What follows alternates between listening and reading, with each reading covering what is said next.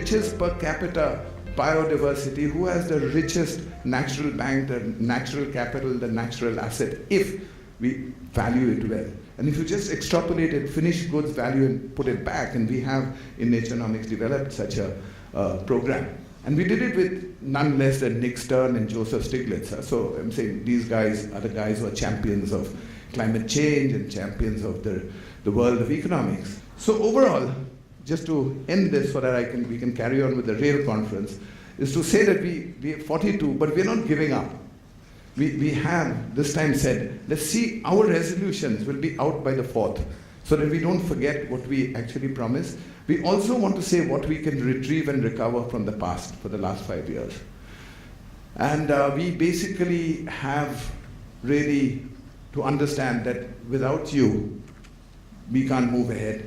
But maybe you don't want to move ahead with us. With yourselves, at least move ahead. So with that, welcome once again, and look forward to a fantastic 2 days where we are told about what more we can do.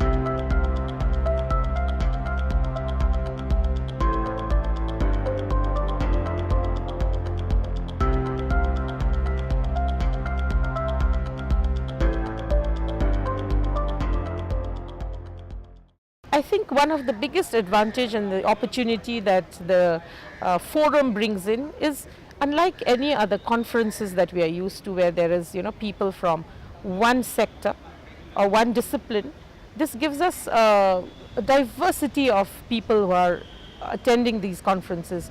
As you can see, we can get people from the private sector, from the NGOs, right from the communities to policymakers, and even to people like influential people from the general public. What it can do is people that come here and they learn more, and what they absorb, they will take back to their countries, and that makes a movement because it's more of awareness. So the platform like this is very important. This is a very important area for South Asia and Southeast Asia, and it would be a prime example of what should be done in other areas of the world too.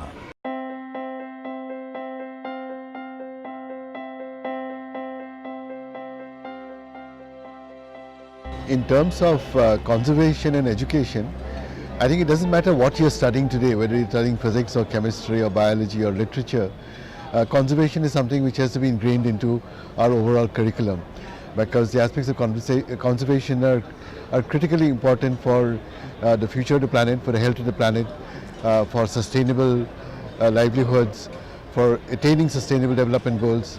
So I think today there is a bit of a gap because in many institutions, although it is mandated by the Supreme Court to actually teach environmental science, but I think the issues are much broader, and I think we need to look at it more holistically and more seriously even than what we have been doing in our education institutions. This region is substantially endowed in natural capital, which has been providing ecosystem service, which can provide ecosystem services to the community, and not only in the form of some of the provisioning services which is already it's providing, but also in the form of some of the critical cultural services which can essentially generate incomes and employment for the community. Now we do realize that there is a balance required. We cannot impose policies that we think is right for the wildlife. We have to include people from those areas and respect their culture and tradition around it, okay, and work things around with it, work with it.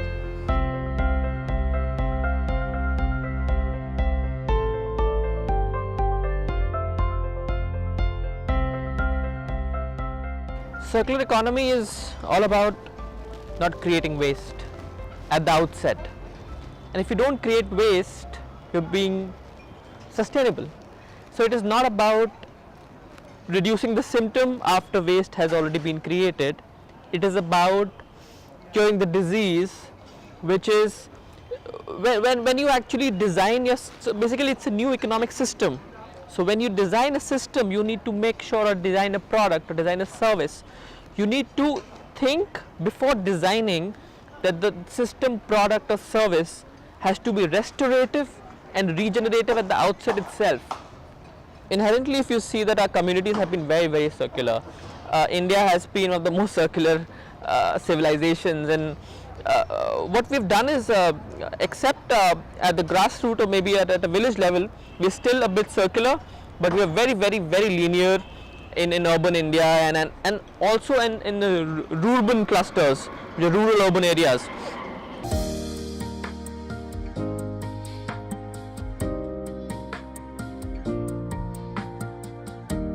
Elephants know how to save the forest, they know how to plant and maintain the forests.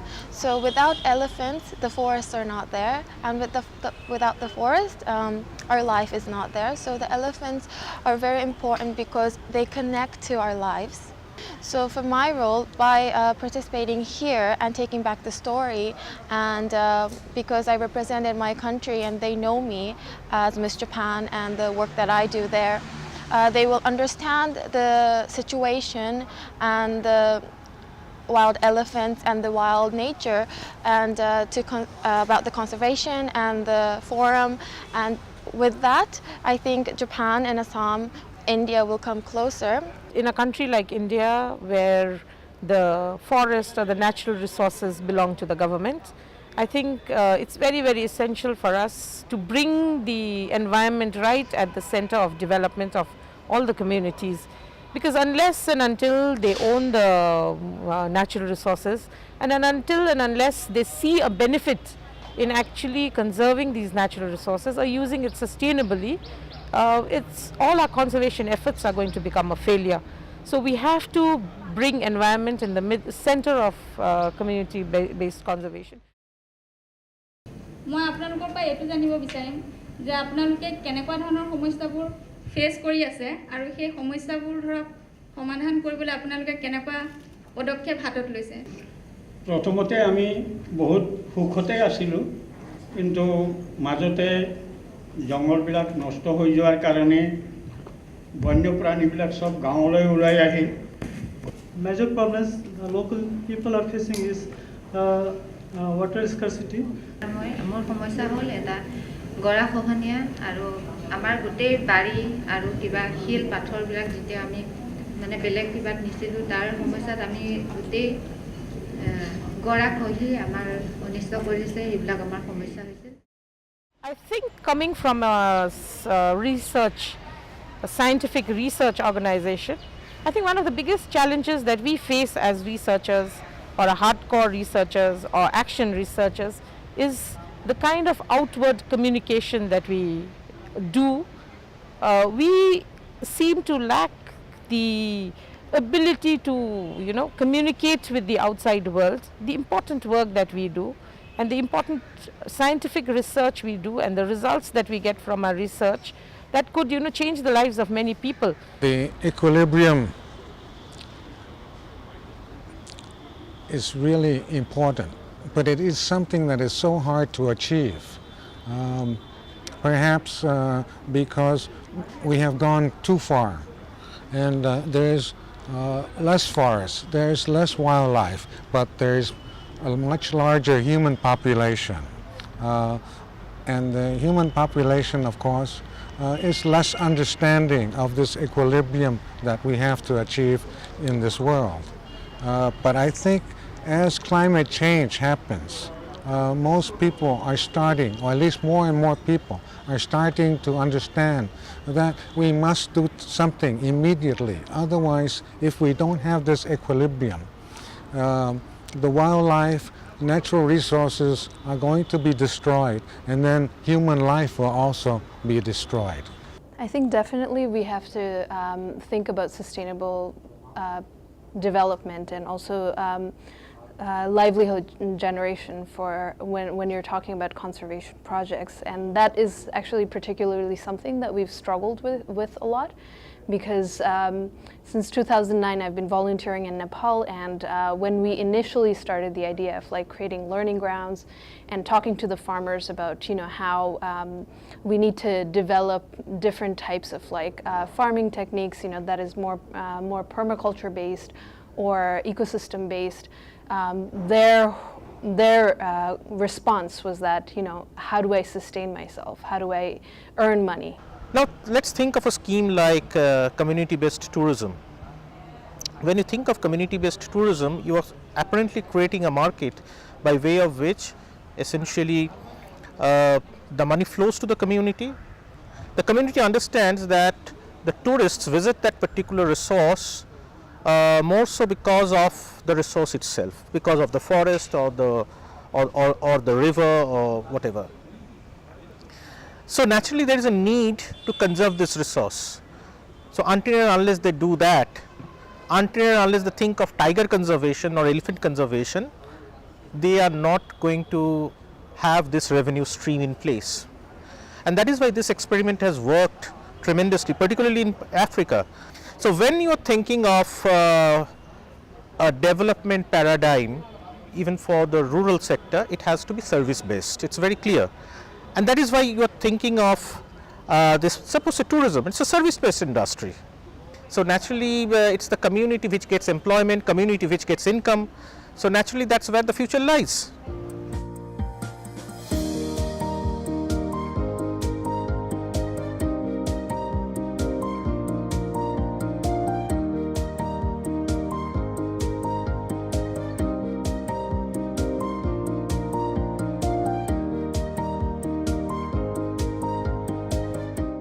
I think it's a great opportunity for Balipara to collect all this information. Not everyone agrees. For instance, with fencing, you'll get a lot of people disagree. That's okay. Disagreement is healthy. Debate is healthy. But it's a fabulous opportunity to put it all together and have, in my humble opinion, a best practices document, so that you have it online, and I have a problem of forest fires, say, and I'm in Karnataka or something. I can go to that source and have various experts suggest solutions. Eventually, I think that's what Balipara should aim for, is to be a guiding source place for securing a future. Well, what you're doing is fantastic. I salute you, because Ranjit, and you must remember not to get away from your focus. You will gain experience. It doesn't come overnight. It will keep happening. The people start networking better. Your people who are working for you are getting more savvy. But don't lose sight of, and ever lose sight of that base that you have, the strength, and that is your field workers.